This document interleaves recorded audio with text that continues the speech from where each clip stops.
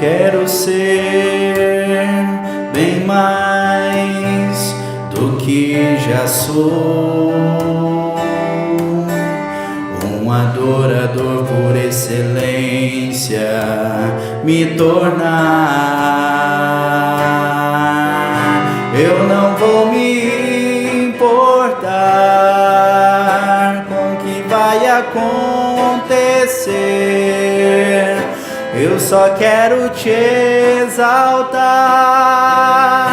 Tu és a razão do meu viver, eu não posso me calar.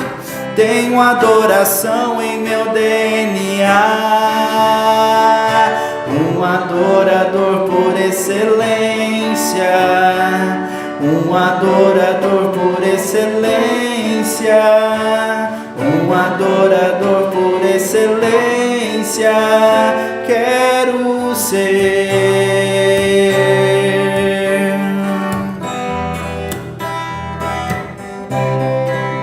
Quero dar o melhor de mim.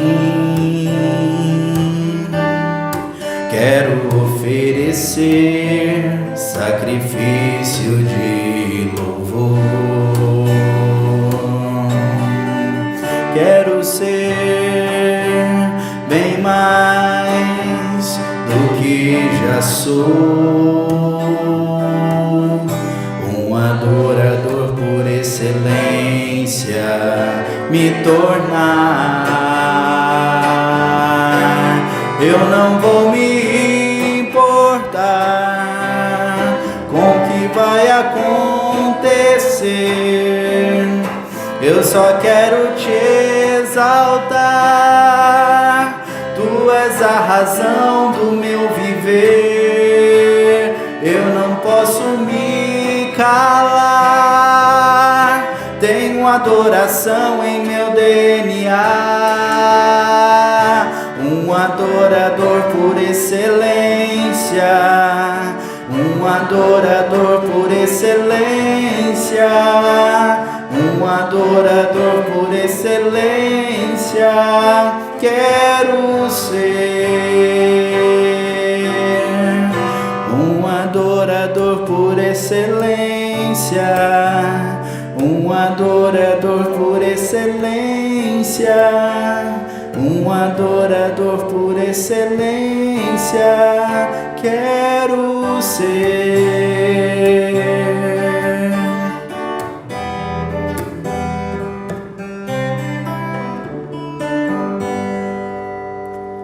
Amém.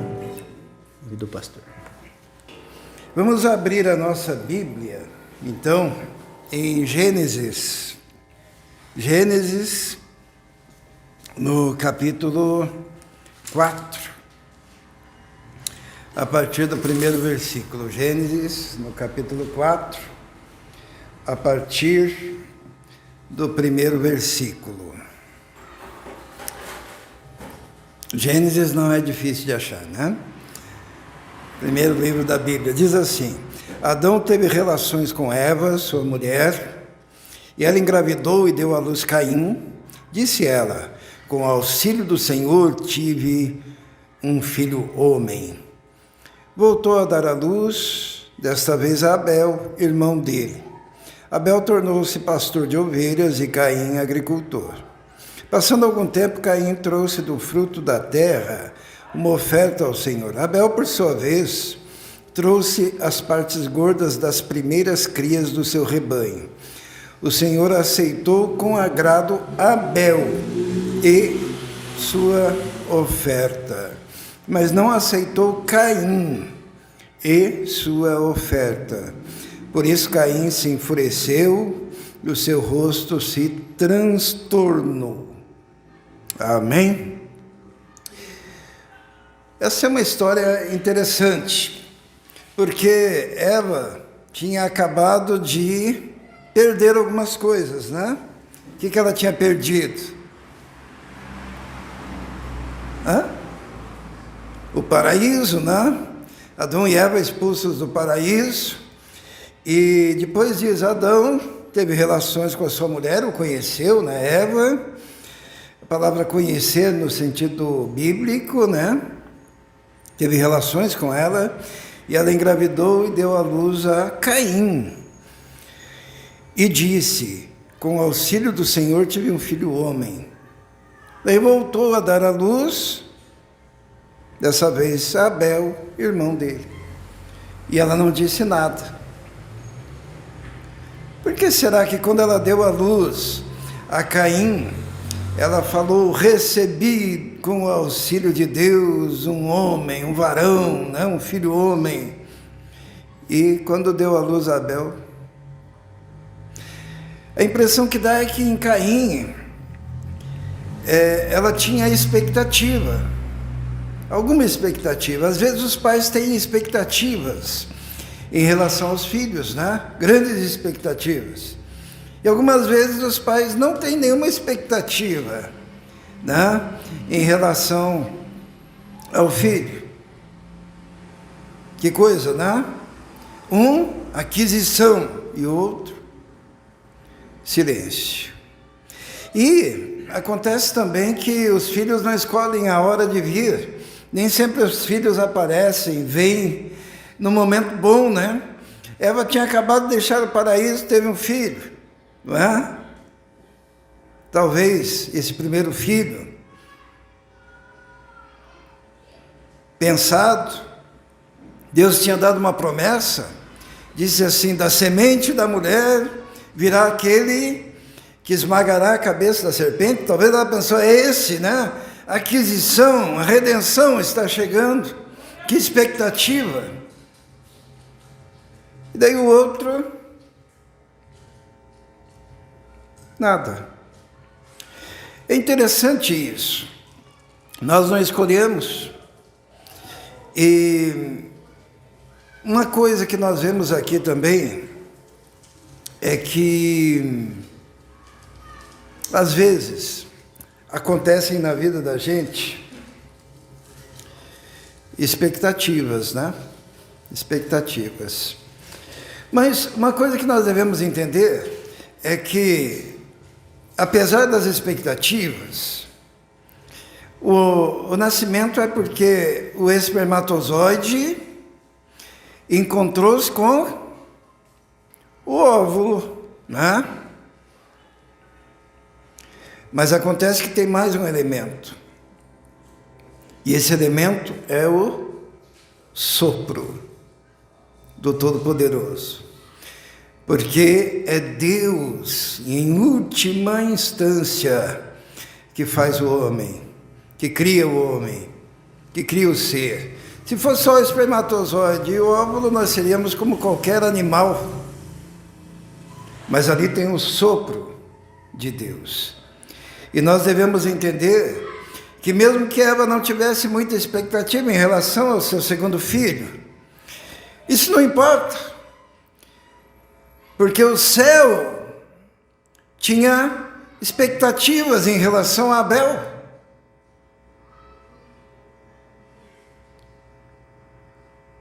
O céu é que tem o planejamento da nossa vida. Talvez a pessoa nasça aí num lar e nasça por acaso.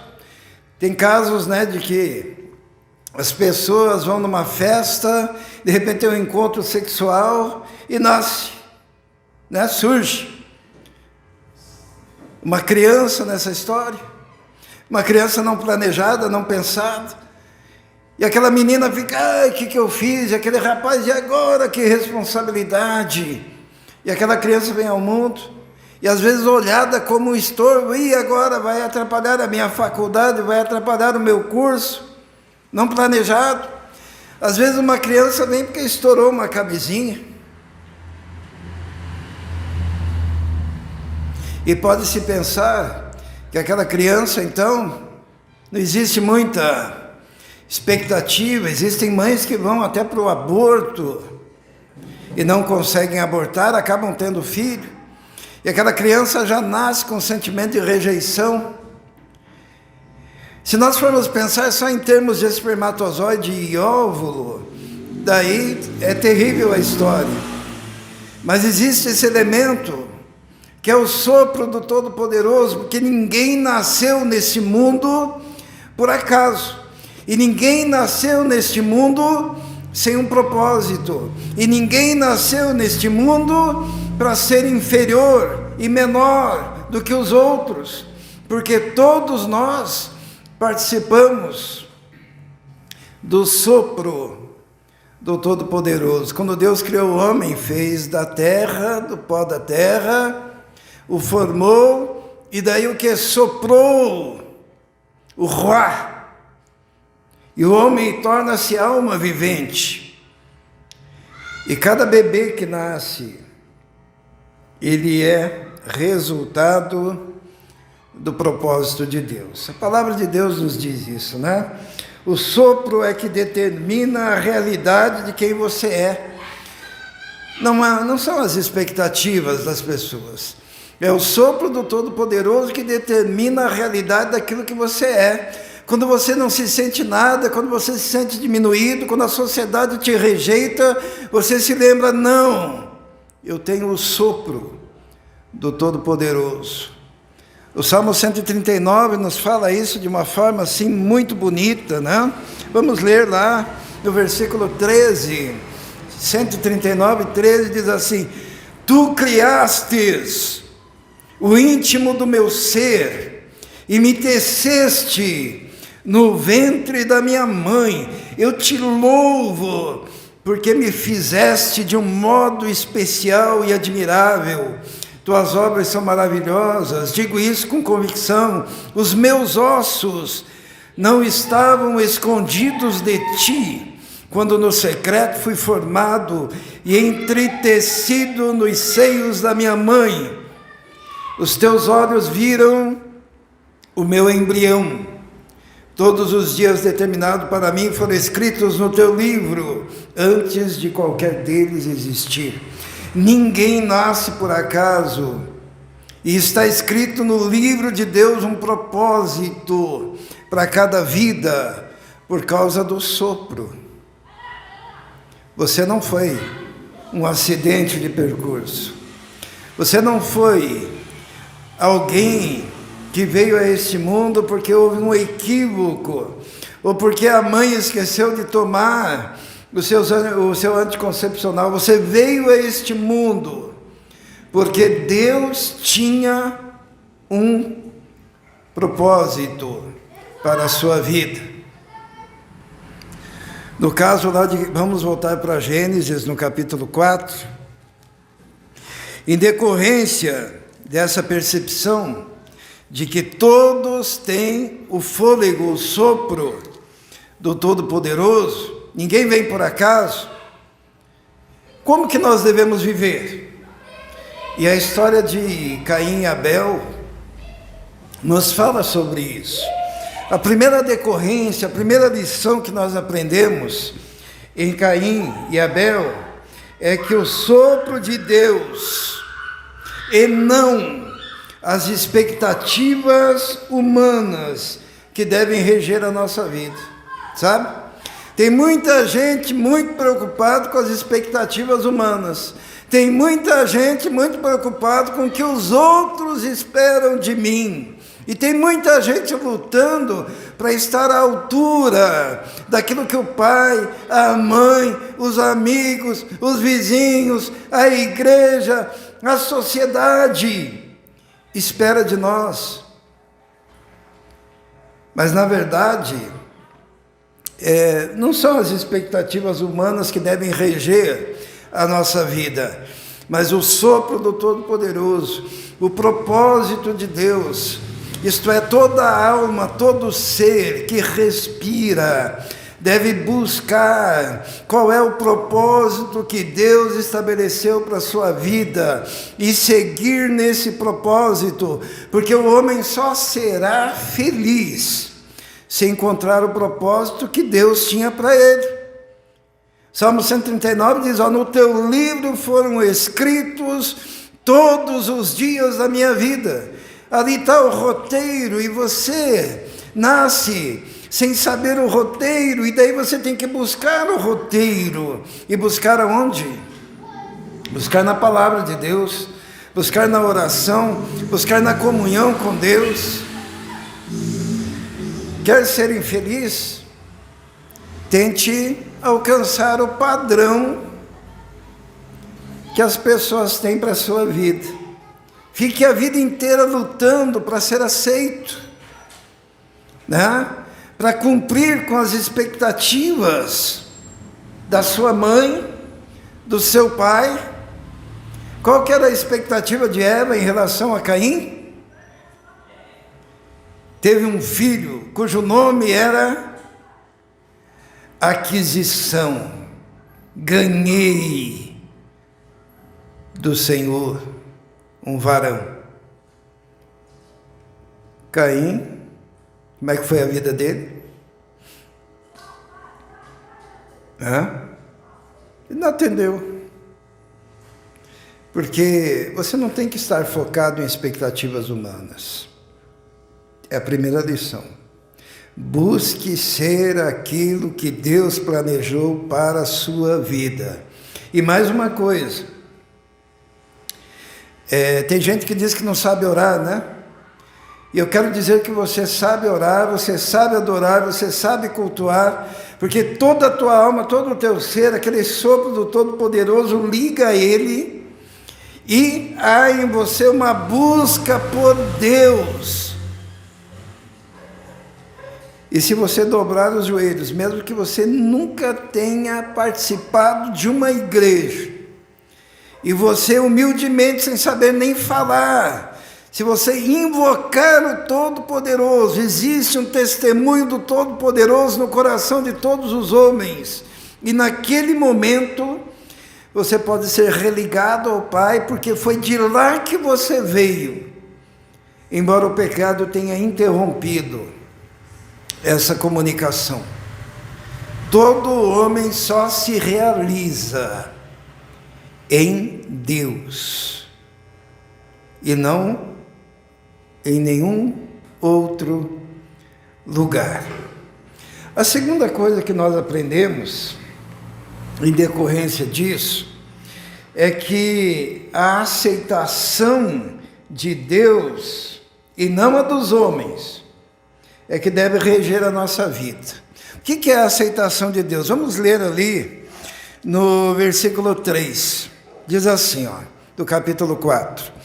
Passado algum tempo, Caim trouxe do fruto da terra uma oferta ao Senhor. Abel, por sua vez, trouxe as partes gordas das primeiras crias do seu rebanho. O Senhor aceitou com agrado Abel e a sua oferta, mas não aceitou Caim e a sua oferta. Isto é, antes da oferta tem o ofertante. Estão entendendo? Isto é, Deus não aceita oferta sem primeiro aceitar o ofertante, sabe? Se alguém chegar com um presente aqui para a Bia, uma Ferrari, ela aceita imediatamente, e ela não quer nem saber quem que está dando o presente, se é um parente, se é um amigo, se é alguém distante, ela quer a Ferrari. Se você chegar diante de Deus com uma Ferrari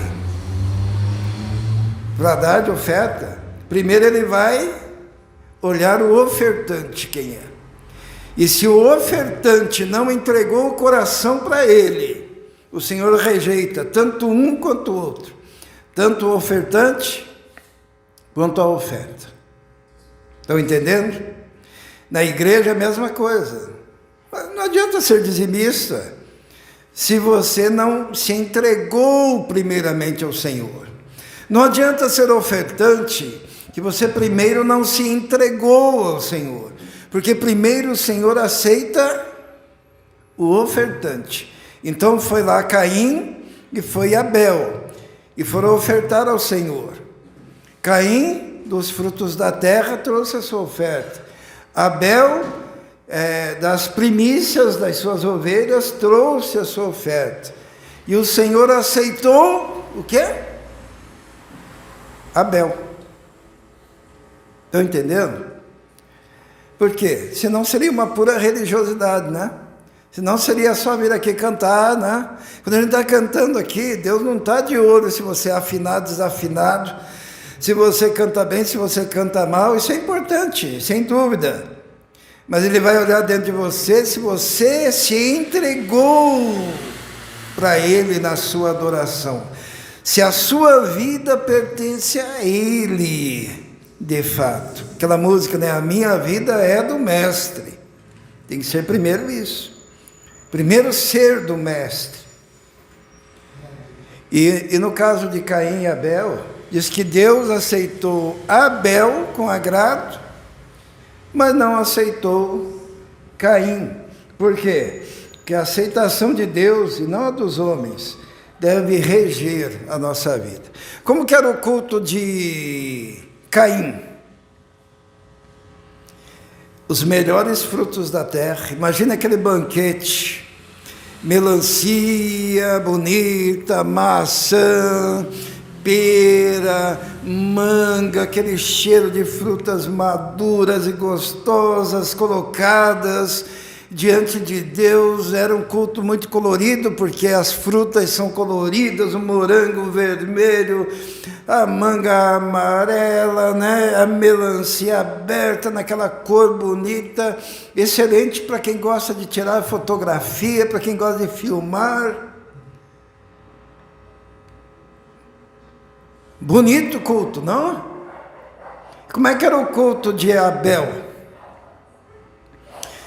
Uma ovelha, sangue, sacrifício em cima da rocha, cheiro de sangue. Alguém já sentiu cheiro de sangue? Já entrou no açougue? Aquele cheiro de sangue?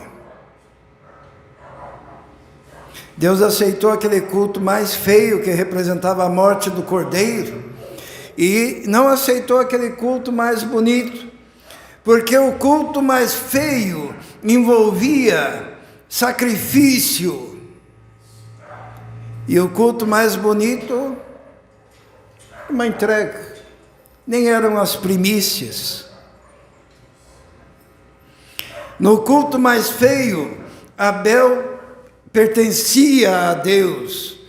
No culto mais bonito, Caim só entregava algo. Estão entendendo? Isso se aplica hoje em dia também. Às vezes o culto é bonito, às vezes o palco é bonito, todo colorido. Agora está a onda de igreja preta, né? Porque o Israel me explicou, porque é mais bonito na filmagem, né? Fica mais bonito na filmagem, na projeção, para ir para o YouTube, para a internet, fica tudo mais bonito, guitarras coloridas, os indivíduos todos com aquela roupa assim mais de condizente com as filmagens e com o espetáculo. Mas Deus está olhando se cada um ali entregou a vida para Ele, de fato, integralmente. Por quê? Porque a aceitação de Deus e não a aceitação dos homens deve reger a nossa vida. E Deus não aceitou Caim e a sua oferta, porém aceitou Abel e a sua oferta. A terceira coisa que nós aprendemos, porque quando Deus rejeitou Caim, ele foi muito objetivo. O que Deus falou? Vamos a ler. No versículo 5 do capítulo 4, mas não aceitou Caim sua oferta. Por isso Caim se enfureceu, e o seu rosto se transtornou. E o Senhor disse a Caim: por que você está furioso? Por que se transtornou o seu rosto? Se você fizer o bem, não será aceito. Mas se não fizer, saiba que o pecado o ameaça à porta. Ele deseja conquistá-lo, mas você deve dominá-lo. Terceira coisa que nós aprendemos é que a correção de Deus é que deve reger a nossa vida, quando ela vem, e não as nossas emoções, sabe? Tem gente que odeia ser corrigido. Gente que odeia. Deus foi simplesmente correto. Falou assim: não aceito. Por quê? Porque a sua oferta não houve uma entrega total do seu ser. Então eu não te aceito nem tua oferta. O que seria bom o indivíduo ali fazer? O indivíduo poderia repensar a vida, porque Deus até disse para ele, né? Se você proceder bem, você será aceito. Mas tem gente que odeia ser corrigido. Não é verdade? Está lá o Darlan, acertei. Lá na farmácia que ele trabalha, o gerente dele chega para ele: Darlan, está errado isso daqui, tá? Por favor, refaça. O Darlan fica todo magoadinho lá. Ai, olha aí, ó, me corrigindo. Fica com raiva, né? E daí, em vez de fazer de novo e fazer do jeito que o gerente disse que era para fazer, ele fica com raiva, ele vira a cara, ele vai para casa, ele inventa que está doente. Porque tem gente que odeia correção.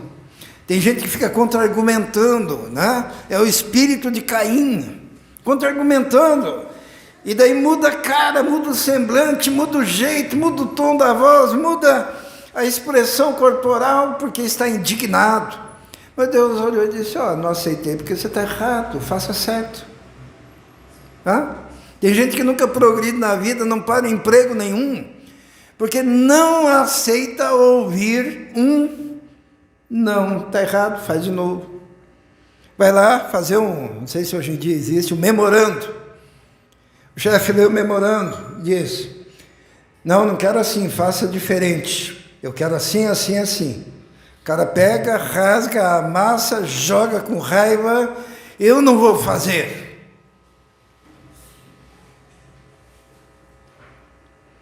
Irmãos, faz parte da humildade você aceitar a correção. E principalmente se essa correção vem do Senhor. É melhor do que viver na mentira. Tem gente que não gosta de certas pregações, prefere viver na mentira do que o pregador fale a verdade. Não é isso? Se o pastor fala algo pesado, nunca mais volto aqui nesse lugar. Não aceita a correção. Deus corrigiu Caim. Porém, Caim se deixou dominar pelo quê? Pelos seus sentimentos. Irmão, sentimento, tá? Seus sentimentos, se não forem regenerados, eles são que nem uma desinteria. 2 esguichadas, acabou a desinteria, sabe? Às vezes a pessoa, aquele sentimento, que é emoção. Sai ali, já não mudou nada, porque não mudou a mente. O culto é racional. O culto não é emocional. As emoções fazem parte, nós somos seres emocionais. Mas se você se reger pelas emoções, você vai ser um idiota o resto da vida. E não vai chegar a lugar nenhum. Porque você não tem a capacidade da racionalidade. Você vai ser um Caim, que foi condenado a ser vagabundo e andarilho na terra, porque era regido por suas emoções. Deus o corrigiu, baixasse a crista, baixasse a cabeça, tudo bem, Senhor. Fizesse direito, não. Ele ficou irritadinho, né? Diz aqui, mas o Senhor não aceitou Caim e sua oferta, por isso se enfureceu. O seu rosto se transtornou. E Deus ainda olha para ele e diz: por que você está assim? Faz direito. Eu não vou mudar. Eu nasci assim. Como é que é a Gabriela mesmo? Nasci assim, cresci assim, sou mesmo assim. E vou morrer assim, né? Tem gente que é assim. E vai morrer um imbecil, vai morrer um idiota, vai morrer um cara, né, que é vagabundo e andarilho pela terra, regido pelas suas próprias emoções, não vai chegar a lugar nenhum, porque não tem objetividade diante de Deus de dizer: Senhor, eu aceito a sua correção. Vou mudar. Vou mudar. Aprendemos que é a correção de Deus e não as nossas emoções que devem reger o nosso comportamento. E feliz é aquele que Deus disciplina. Por quê?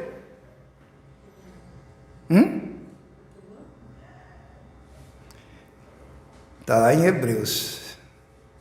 Porque é filho. A Bíblia diz assim que Deus disciplina aquele que é filho.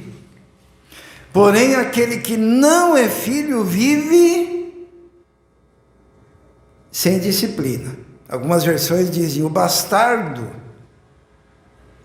Aquele que não é filho não está debaixo de disciplina, mas Deus disciplina aqueles que Ele ama e tem por filho.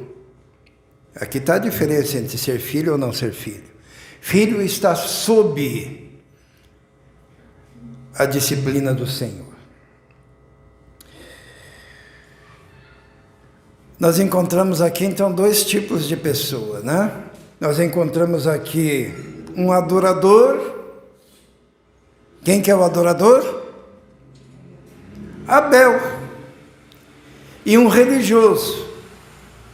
Quem é o religioso? Caim.